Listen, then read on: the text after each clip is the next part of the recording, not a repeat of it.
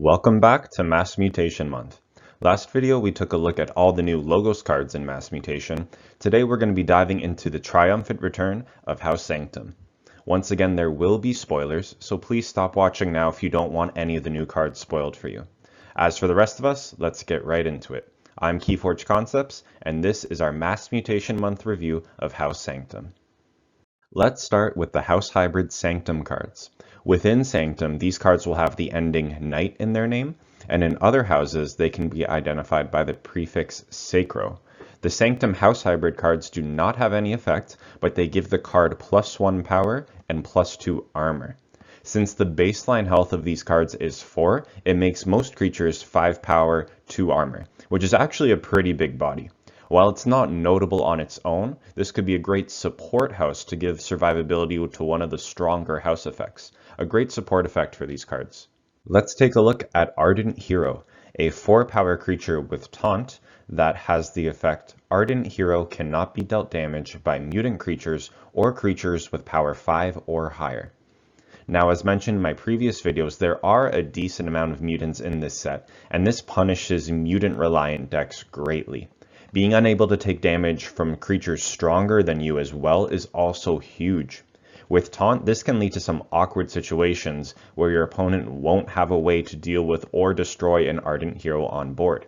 Even if they do, most likely they'll need to throw multiple weaker creatures into this or use some sort of removal action. And if one of my commons in Sanctum is taking up removal actions, then that's one less card to deal with the actual threats in my deck. Solid card overall.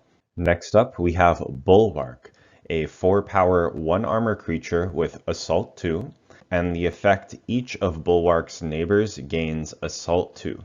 This is the mutated version of Bull-wark, back from Coda. I think by itself, it's not going to be as strong as its unmutated version. The big benefit of Assault is being able to attack things without taking damage. At Assault 2, it's simply not enough damage to kill most things without actually being hit back. Where this does get stronger is when you have Bull-wark in multiples, which has a decent possibility of happening being a common.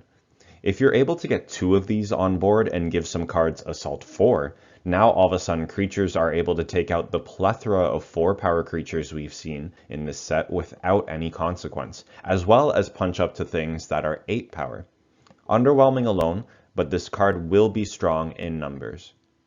Next we have Burning Glare, an action with 1 Amber Pip and enhance 1 damage, and the play effect stun an enemy creature or stun each enemy mutant creature. A trend you will see in Sanctum this set is all the mutant hate cards that they have, which I think is fitting thematically of the house. As interesting the concept, I think this card is just a downgrade compared to something like Blinding Light, which stuns all creatures of one house. While Burning Glare isn't able to backfire, I think against a lot of decks, especially from other sets, this is only going to stun 1 creature. If you're lucky enough to be facing against a mutant board, then this is going to give you great value, but I don't think that'll be happening as often as you think. Next we have Commandeer, an action with 1 Amber Pip with the play effect for the remainder of the turn. After you play another card, a friendly creature captures 1 Amber. This is a great piece of Amber control that can come out immediately from hand. Most turns you play this, you'll probably be capturing anywhere from 1 to maybe 3 Amber, which should be enough to take your opponents off track most times. And having Amber captured onto your strong armored Sanctum creatures, your opponent won't be getting that Amber back so easily. A strong card for Sanctum, especially at common. Next is Fangs of Gizelhart, an action with 1 Amber Pip that has the play effect Purge the most powerful creature. Purge effects are strong, and purging the most powerful creature on the board will often be impactful for you. This can backfire though, especially if you already have an established Sanctum board on deck and your opponent has houses with weaker creatures like Dis or Logos. It would be best to play this before you play your creatures on board to lessen the chance of this hurting your own side. This will be a strong card when you're behind on board, but a weaker one while you're ahead. Next is Font of the Eye, an artifact with the Omni ability. If an enemy creature was destroyed this turn, a friendly creature captures 1 Amber. Another great capture card for Sanctum to have. The huge thing about this is that it's Omni, which means that you can activate it no matter which house you call this turn. As long as you're fighting or otherwise destroying your opponent's board, you can slowly capture one amber from them and slow down their amber generation. In a house like Sanctum, where fighting is incentivized, this card lines up well with what your deck likely wanted to do anyways. A very synergistic card in House Sanctum and a welcome piece of amber control. Next is General Xalvador, a 4-power 2-armor creature that has 2 enhanced capture pips. 4-power 2 armor is sort of the standard for Sanctum Knights. It's a solid body, and the 2 armor gives a lot of potential trading value, since armor always replenishes at the end of the turn. If this card captured 2 amber on its own, it would be a great card, but having the enhancements gives the potential of having other impactful amber control cards in your deck. There are arguments for having your amber control centralized versus having it spread out amongst other cards. In multiples, this card will give your deck a lot of capture and control. Overall, I think this card would be stronger if it just captured the 2 amber itself, but getting the enhanced 2 capture is still a nice bonus to have. Next is Gizelhart's Zealot, a 4-power creature that reads Gizelhart's Zealot enters play ready and enraged. Out of all the creatures in Keyforge that enter play ready, this has to be the one with most power, I believe. The caveat, of course, is that it's enraged, so it must fight if able to. You could be cheeky and play this first turn, since there won't be any enemy creatures you can just reap with it anyways, though you would still keep the enraged token. In reality, you can just treat this card like an action that deals 4 damage to a creature. As we already mentioned, 4 power is enough to destroy many threatening things this set, and if you happen to survive your fight, you'll have a bonus 4 power body on board to use next turn. Overall, this is a solid removal card. Next is Lieutenant Gorvenal, a 4-power 1-armor creature that reads, after you fight with a creature, Lieutenant Gorvenal captures 1 amber. Again, another card that incentivizes your board to fight, whether you call Sanctum or not. You're going to be fighting on board most likely anyways, so like Font of the Eye, this is just beneficial to your game plan already. 1 armor gives it a little more survivability, but you'll most likely want to protect this behind a taunt to keep your captured ambers safe. Next up is Seeker of Truth, a 3-power 1-armor creature with the fight effect, you may fight with a friendly, non-Sanctum creature. This card seems good at first, but I'm not entirely sure if it is. The fight effect is slow, since you'll need to have a turn to play the card first, and then call Sanctum the next turn and fight with Seeker of Truth. Additionally, you'll need to fight something less than 4 power for you to survive and trigger its effect. And even then, you can only fight with a non-Sanctum creature. It doesn't ready that creature, and you can't reap with that creature either, even if there's nothing on board. This card will be good if you and your opponent both have established battle lines already, and in a situation like that, this card could definitely turn the tide. But overall, I think this card is going to be underwhelming. Next up, we have Squire Alys, a 2-power, 2-armor creature with the play effect Capture 2 Amber. This is a plain, decent capture card. This can activate straight out of your hand, and 2 capture seems to be on the higher end of this set. We haven't seen a lot of the +3 key cost or capture 3 that we've seen from previous sets. 2 armor means that it will trade well against weaker creatures, but 4 power overall is only average, and the 4 power creatures that fight Squire Alys won't be dying themselves. The strength of this card is in its capture, and in that regard it is a solid effect. Next up we have Aemberheart, an artifact with the action Exalt, Ward, and fully heal a friendly creature. Finally, we see a house other than Saurian make use of the Exalt mechanic. If any other house were to do it, I think it would be most fitting in House Sanctum. Fully healing and warding a battered down knight is very powerful, but it does come at the price of potentially giving your opponent an extra amber. This card paired with Saurian or other ways to prevent your opponent from gaining amber off your creatures would be a very powerful combination to have. Not paired with Saurian, you'll have to gauge whether the risk of exalting your creature is worth giving a creature more survivability and a ward on it. Next up, we have Angry Mob, a 4-power creature with the Before Fight effect. You may discard cards from the top of your deck until you discard an angry mob or run out of cards. If you discard an angry mob this way, put it into your hand. With this card, you will always have a minimum of 2 of these in a deck. From decks that I've seen registered with this card, most of them seem to have 3 or 4 copies, and currently there is a deck that has 6 copies of Angry Mob. Thematically, I like this card. As you get more of these on board, it becomes easier for the Angry Mob to grow and multiply. This is at the cost of discarding cards, however, so you'll need to be aware of what you have left in your deck. It will be a strong way to cycle through and get multiple uses from certain cards in your deck. However, this is only a before fight effect, so getting out your other angry mobs will be slow unless you can keep this card on board for a turn. This also means you can't reap to get the other mobs, which prevents potentially large amber swings until you fight a few times. In conclusion, while this is a fun card, I don't think it will be the best in House Sanctum. Next, we're going to look at Baldric the Bold, a 4-power 2-armor creature with the before fight effect. If the creature Baldric the Bold fights is the most powerful enemy creature, gain 2 amber. I think this is going to be a very strong card if you can maintain board control. Now remember, if there is a tie in power on your opponent's side, fighting into either of them could be considered fighting the most powerful enemy creature. If you're able to trade this into the strongest enemy creature and gain 2 amber, that's great. It doesn't matter if Baldric the Bold dies in the fight because this is a before fight effect, so you will still gain that 2 amber.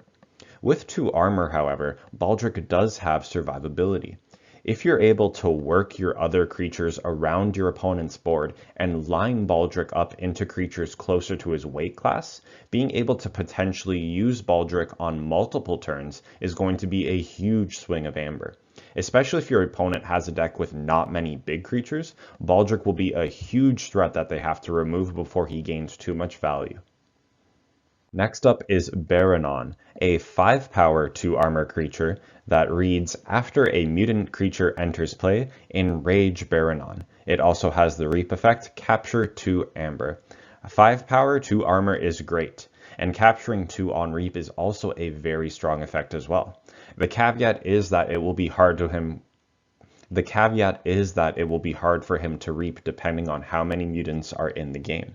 This does include your own mutant cards as well, so be mindful of that on your Sanctum turns. Its passive will hinder this card a lot, but even without reaping, Berinon is still a big removal threat for your opponent. A decent card overall, and very strong against decks that don't have mutants. Next is Bring Low, an action with 1 Amber Pip and 1 Capture Enhance, with the play effect capture all but 5 of your opponent's amber, distributed amongst any number of friendly creatures. This is the first new high amber punish card we've seen in this set. This is like an action version of Gatekeeper, with the added flexibility of being able to choose where the amber is captured. This card will be absolutely devastating combined with Saurian, being able to potentially put your opponent's amber on safe creatures, or creatures who get stronger with more amber on them. Even without the Saurian synergy, any card that punishes your opponent for over-reaping or gaining too much amber is very powerful and most welcome in any deck. While it's only capture, so your opponent might get their amber back, this is still a very strong card and an important tool to have.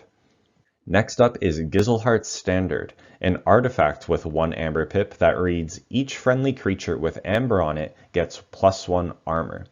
There's also the play effect, exalt a friendly creature. Since there is so much capture in Sanctum, Gizelhart's Standard gives a little more incentive and a little more survivability to your creatures that do.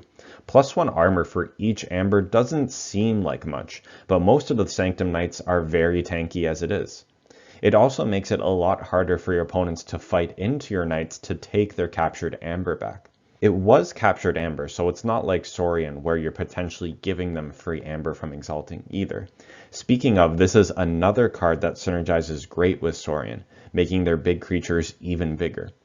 I will say though, I don't like the play effect on this card. I get it's to ensure that there will always be a usage of its effect and that it's not dead in certain decks, but I just don't want to exalt and give my opponent an amber if I don't have to. In capture-heavy decks, this card will be an absolute menace for your opponent to deal with. Next is Purify, an action with 1 Amber Pip with the play effect Purge a Mutant Creature. If you do, discard cards from the top of its controller's deck until you discard a non-mutant creature or run out of cards. If you discard a non-mutant creature in this way, put it into play under its owner's control. This is another mutant hate card for House Sanctum. Purging is great, but you'll be replacing it with another creature, so make sure you read your opponent's deck list and be mindful of what they have left in their deck. You could potentially put something much more powerful out for your opponent. And against non-mutant decks, this card is pretty much a dead card. Maybe even worse, since you might have to purge your own mutant creatures. That being said, there are interesting applications of purposely purging your own mutant to cycle and fish for something stronger to put on board. Overall though, this is an underwhelming card, and I don't think one that I'll want to see in many of my decks.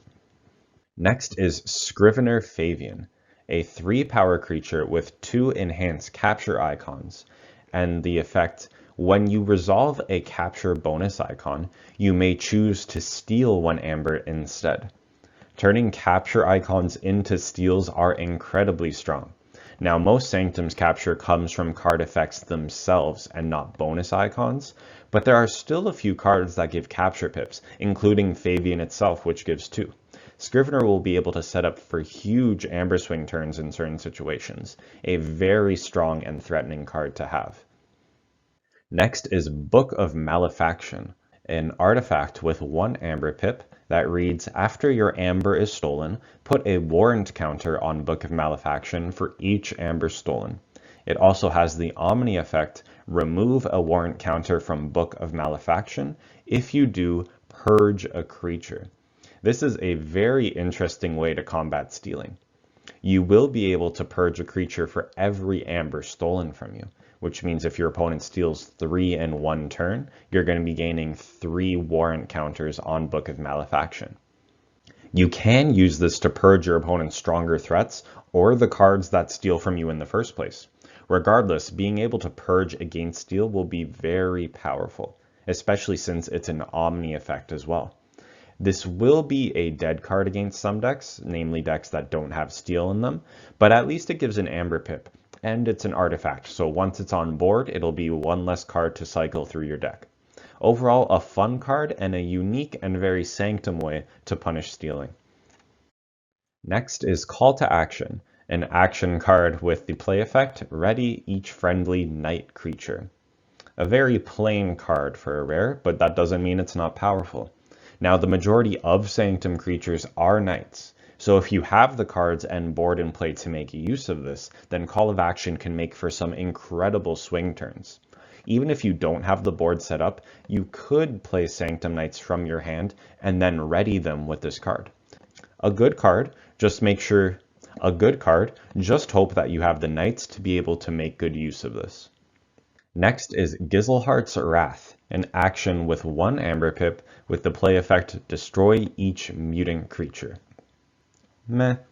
Against other sets, this card will be mostly useless.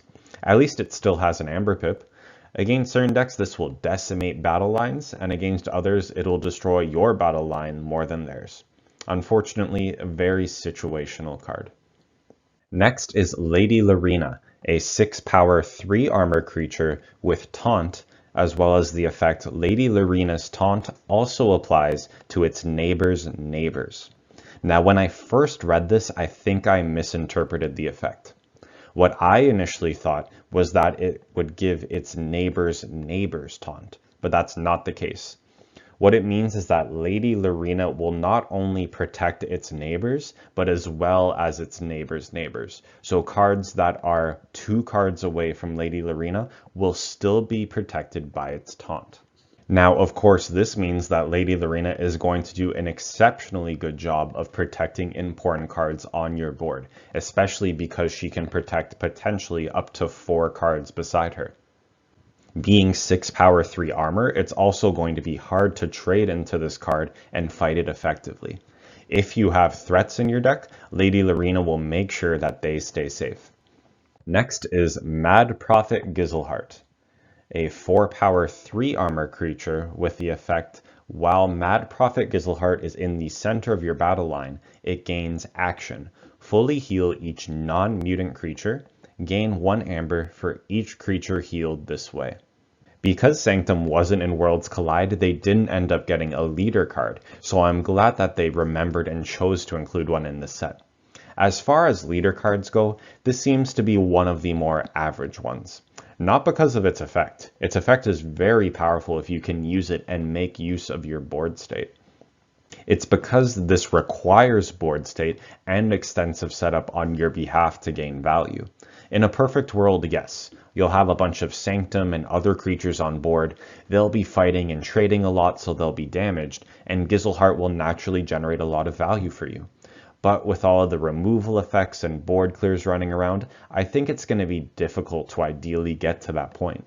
This is a win more card in my eyes. If you grab board early and sent this up, you can constantly be trading your Sanctum Knights while fully healing them and gaining Amber for doing so.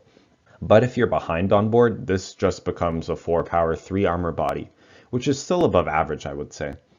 I also find it interesting that the Sanctum leader is a crazy gigantic snake. I'm glad they remembered to give Sanctum a leader in this set. Next is Master of the Grey, a 4 power 1 armor creature that reads, your opponent cannot resolve bonus icons on cards they play. This is a really strong effect, more so within Mass Mutation because of all the enhancements running around. Having this on board will severely hamper the effectiveness of many decks. Even against other sets, no actions are going to be gaining any Amber, which can severely hamper a lot of the rush decks out there.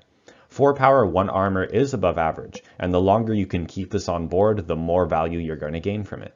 The best part is that this is a pretty low maintenance card. You put it down, and its effect lasts until your opponent is forced to get rid of it. This is a solid rare for House Sanctum. And next up is Purifier of Souls, a 5 power 2 armor creature that reads, destroyed effects cannot trigger. Another passive effect on a creature, though this one seems a little more niche. Thematically, it's nice to see Sanctum with some destroyed effect hate, with their disdain of House Dis and their creatures. Some creatures are incredibly reliant on their destroyed effects to generate value, as we saw in our House Dis review. Being able to negate those effects is very powerful. 5 power 2 armor is also pretty beefy for a creature. Now this is a double-sided effect, so hopefully your deck doesn't rely on destroyed effects much either. While more situational than Master Grey, Purifier of Souls does have the potential to shut down many creatures reliant on their destroyed effects. And that's all the new cards. So let's quickly review what we can expect from Sanctum in Mass Mutation. As their reiterations in past sets, Sanctum are known for their big, strong creatures, and for having the most armor of any house in Keyforge. This is notable because armor replenishes at the end of every turn, which allows Sanctum creatures to trade more efficiently with smaller creatures than other creatures who don't have armor. Also iconic of House Sanctum in the past is their abundance of capture effects, which also make a return in this set. After seeing the lack of general Amber control in our Dis and Logos reviews, I was relieved to see the numerous options Sanctum has to take their opponent off key. While they don't necessarily have the tools to abuse captured Amber, like House Saurian, opposing decks will still be hard-pressed trying to fight those sizable Sanctum Knights to take back their captured Amber. Sanctum also has a good amount of anti-mutant or mutant hate cards in Mass Mutation. It makes sense thematically, so I'm glad to see that this was reflected in the game. However, I don't think the anti-mutant cards will be too powerful, especially against other sets. I can imagine a lot of scenarios where you have mutant punishing cards in your hand and no mutants to target, which can lead to potentially clunky turns. And finally, Sanctum has many cards and effects that encourage combat and removal, so expect most Sanctum lists to revolve around fighting and controlling the board. Aided by their power and armor as mentioned previously, they should do a pretty effective job of it. And that concludes our review of the new Mass Mutation cards from House Sanctum. Personally, I'm really excited to see House Sanctum back in the game. When I started playing the game, the first 5 or 6 decks I played all had Sanctum in them, so they hold a special place for me. Thank you so much for watching. What cards did I underestimate? What cards are you looking forward to? Let me know in the comments section. Join us for our next video where we will be reviewing the new cards from House Saurian. Thanks again, stay well, and I will see you in the next video.